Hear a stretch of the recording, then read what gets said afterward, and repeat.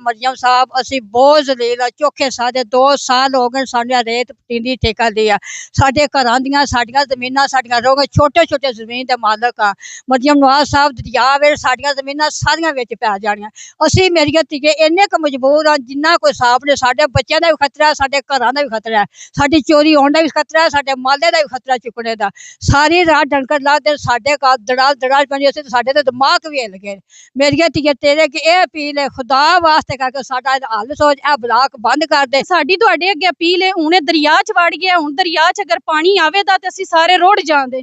ते मोतबाना गुजारिश है बार बार तुहानू पे आखने आ साडी गुजारिश है कि ठेका बंद किया जाए बहुत मजबूर हो के तुसीं अगे होर भी वीडियो वेखोगे इत्थे औरतां बेहोश भी होईयां ने ठीक है इस अटैक होए ने ठीक है ओ इस वजह तो अटैक होया है सड़क विच बह गए ते बड़े बड़े पानी आवे ते साडे माल किते जाए बच्चे किते जान हर एक चीज किते जाएगी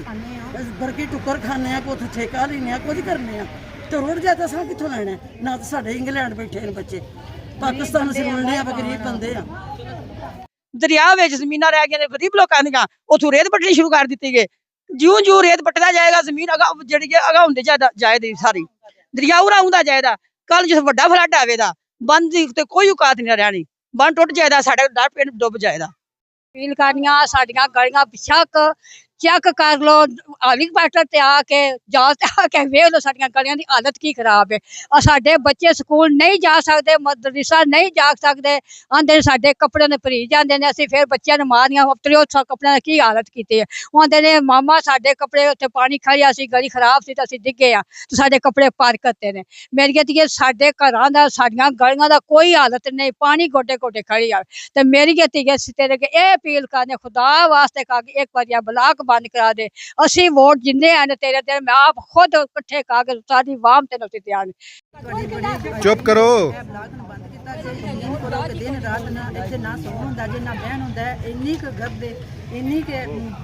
डस्ट है कि घरां दे विच भी ना यकीन करो कि जांदी है बच्चों की वजह तो बड़े असीं परेशान हाँ बच्चे ना ट्यूशन जा सकते हैं ना मस्जिद जा सकते हैं ना स्कूलों में जा सकते हैं रस्ते की वजह तो असीं बड़े परेशान हाँ एक बेले की वजह तो भी असीं बड़े परेशान हाँ जिहड़ा साडियां थोड़ियां थोड़ियां जमीनां ने जिहड़ियां साडियां उन्हां नूं दरिया दी नज़र हो जांदियां ते ओह असीं किहड़े पासे जावांगे ते असीं तुहाडी इस गल तो बड़े खुश होए कि तुसीं आपू इह गल कीती कि औरत दा हर काम कर सकदी ते असीं इह तुहाडी गल जिहड़ी कि ना सानूं बड़ी अच्छी लगी सी कि वाकई औरत हर काम कर सकदी कि उस तुहाडी गल ने सानूं इस जगह ते लिया के खिलारिया है कि असीं